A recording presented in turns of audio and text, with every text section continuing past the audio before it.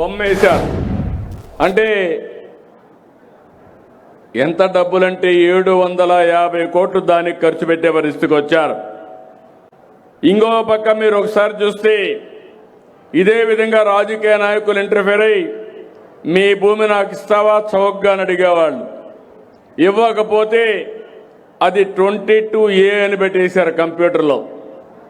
అంతవరకు నీ సొంత భూమి ఆ రోజు నుంచి అది గవర్నమెంట్ భూమి అయిపోయింది. అంటే నువ్వు చేసిన తప్పేంటి? నీ భూమి చౌకగా అడిగితే మీరు ఇవ్వనన్న నేపానికి ఆ భూమి వాళ్ళ గవర్నమెంట్లో పెట్టారు. ఇప్పుడే మిత్రుడు చెప్పినట్టు ఇంకో పక్క బెదిరించారు. బెదిరించి మీ ఆధీనంలో ఉండే భూమిని వాళ్ళ అనుమాయులకు రాయిచ్చేశారు. అడిగితే కేసులు లేవు, పోలీసులు తిరిగి కేసులు పెట్టే పరిస్థితికి వచ్చారు. నేను వస్తానే ఎక్కడికి పోయినా కట్టలుగా దర్జీలు వచ్చేటివి. మా భూ కబ్జా జరిగింది, మా సొంత భూమి, ఈ భూమి పోతే మేము బతకలేం, ఏం చేస్తారో చేయమంటే ఏం చేయాలో నాకే దిక్కులు తిరిగిన పరిస్థితి. నేను 4వ సారి ముఖ్యమంత్రి, నాకు అనుభవం ఉంది, కానీ ఎప్పుడూ ఇలాంటి పరిస్థితి నేను చూడలేదు, నా జీవితంలోనే చూడలేదు.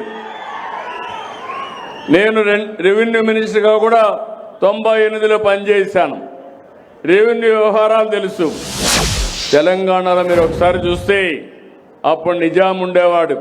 అక్కడ కూడా నేను 9.5 సంవత్సరాలు ఎక్కువ సమయం ముఖ్యమంత్రిగా ఉన్నాను. అక్కడంతా కూడా భూ వివాదాలు ఉంటాయి. బ్రిటిష్ వాళ్ళు మనకు పరిపాలించేవాళ్ళు. ఇక్కడ భూ వివాదాలు చాలా తక్కువగా ఉన్నాయి. దానికి కారణం జమాపన చేయడం, ఎప్పటికప్పుడు రికార్డులన్నీ కంప్లీట్ చేయడం, అప్డేట్ చేయడం, ఇవన్నీ జరిగాయి.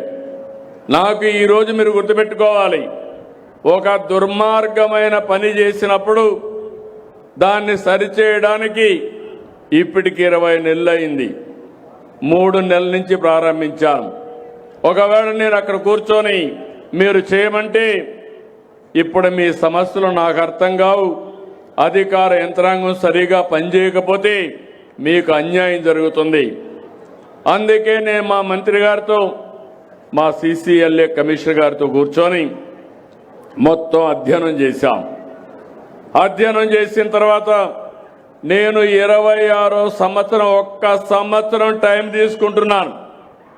సర్వే చేయాలి, సర్వే చేసి బౌండరీలు ఫిక్స్ చేయాలి, మీ ముందర చేయాలి, మళ్ళా దాన్ని ప్రింట్ చేయాలి. ప్రింట్ చేయాలంటే ఇక్కడెక్కడో కర్నూలులోనో అమరావతిలో ప్రింటింగ్ మిషన్ లేదు. కరెన్సీ నోట్లు ఎట్టయితే ప్రింట్ చేస్తారో అదేవిధంగా దీనికి సెక్యూరిటీ ఫీచర్స్ పెట్టి రాబోయే రోజుల్లో ఎవ్వడు కూడా మీ రికార్డు తారుమారు చేయకుండా పక్కాగా పట్టా ఇవ్వాలని నిర్ణయం చేశాం. అది అయిన తర్వాత మళ్ళీ తారుమారు చేస్తారని QR కోడ్ తీసుకొచ్చాను.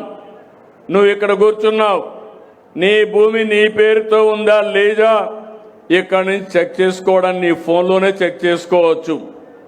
మీ ఫోన్లో QR కోడ్ కొడితే అది చూపిస్తే ఆటోమేటిక్గా ఉండే రికార్డు వస్తాయి. రికార్డులో ఎక్కడే సెంట్రల్ ఆఫీస్లో ఉండే రికార్డు క్లౌడ్లో ఉంటుంది, అది వస్తుంది.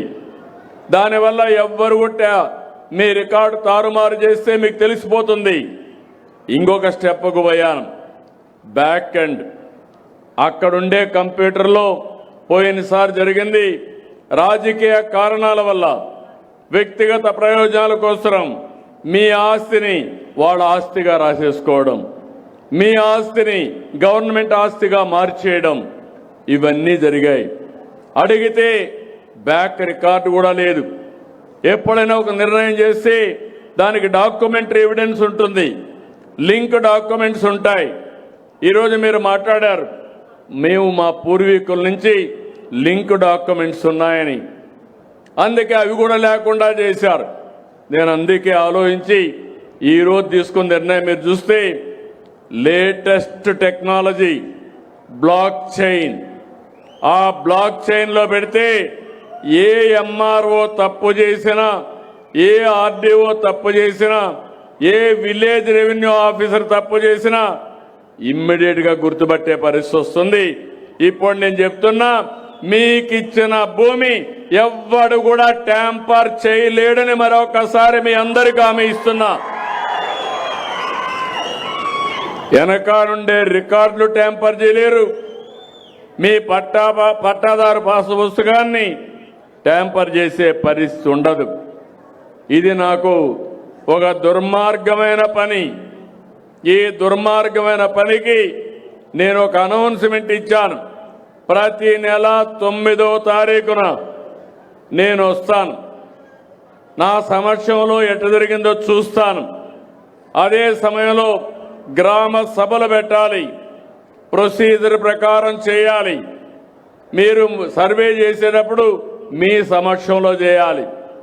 మీరు ఆమోదించిన తర్వాత ఒక డ్రాఫ్ట్ నోట్ తయారు చేయాలి.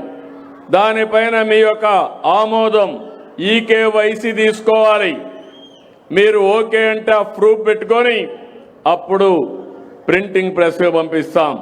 మళ్ళా వచ్చిన తర్వాత మీకు చూపించి ఇదే మరిగా చదివించి ఎక్కడ కూడా ఒక చిన్న పొరపాటు లేకుండా, ప్రింట్ మిస్టేక్ లేకుండా, స్పెల్లింగ్ మిస్టేక్ లేకుండా మీకు ఇచ్చే బాధ్యత నేను తీసుకున్నానని మీ అందరికీ హామీ ఇస్తున్నా. ఇక్కడ కూడా మీరు ఒకటి గుర్తుపెట్టుకోవాలి, ఒక్క రూపాయి కూడా అవినీతి జరగకూడదు. నేను చాలా స్పష్టంగా ఉన్నా. మీరెవ్వరు కూడా ఒక్క రూపాయి ఇవ్వద్దండి. ఎవరికి ఇవ్వాల్సిన అవసరం లేదు. ఎవరైనా స్వార్థపరులు మేము ఇప్పిస్తామని బేరాలు చేస్తే మాత్రం మీరు జాగ్రత్తగా ఉండండి. నా ఆలోచన ఒకటి, ఒక్క పైసా అవినీతి లేకుండా మీ భూమి మీకు పట్టా ఇప్పించే బాధ్యత నేను తీసుకుంటున్నానని చెప్పి కూడా నేను మీకు తెలియజేస్తున్నా. ఇంకో పక్క మీరందరూ ఒకసారి ఆలోచిస్తే, ఈరోజు జరిగే కార్యక్రమం రాబోయే ఒక్క సంవత్సరం దీన్ని పూర్తి చేసే బాధ్యత తీసుకుంటా. టోటల్గా 1616 గ్రామాలు ఉన్నాయి. వీళ్ళు వచ్చిన తర్వాత 6860 గ్రామాల్లో చేశారు. 34,30,000 పాసు పుస్తకాలు ఇవ్వాలి. ఆ రోజు తప్పుల తడక కింద 19,93,000 ఇచ్చారు. అన్ని తప్పులే, రికార్డు తారుమారు చేసి ఇచ్చేశారు. నేను వచ్చిన తర్వాత అన్ని కూడా పుస్తకాలు ప్రింట్ అయినట్టు అన్ని కూడా వదిలిపెట్టి నన్ను చాలా మంది మా ఆఫీసులు అడిగారు, ఈ పుస్తకాలు ఇచ్చాం, రైతులకు చేరాయి, మళ్ళా ఇప్పుడు చేయలేం, చేయాలంటే వాళ్ళనే డబ్బులు కట్టమంటామంటే నేను ఒకే మాట చెప్పాను, చేసింది తప్పు మీరు, కాబట్టి డబ్బులు కట్టరు, మనమే పెట్టుకుందాం, ప్రింట్ చేయండి, మళ్ళీ ఎలాంటి తప్పులు లేకుండా పట్టాదారు పాసు పుస్తకాలు మీకిమ్మని ఆదేశాలు ఇచ్చాను. ఇప్పటికీ 19,33,093 ఇచ్చాం. ఇంకా బ్యాలెన్స్ 14,43,000 ఉన్నాయి. ఇవి కాకుండా 9,956 గ్రామాలు కొత్తగా ఇంకా బ్యాలెన్స్ గ్రామాలు సర్వే చేయాలి. ఇక్కడ సింగిల్ గ్రామాలు 7,518 ఉన్నాయి. ఇక్కడ 47,92,000 పట్టాదారు పాసు పుస్తకాలు ఇవ్వాలి. నాన్ సింగిల్ విలేజ్లు 2,438 ఉన్నాయి. 15,02,000 ఇవ్వాలి. 9,956 గ్రామాల్లో 62,92,000 పట్టాదారు పాసు పుస్తకాలు ఇస్తాం.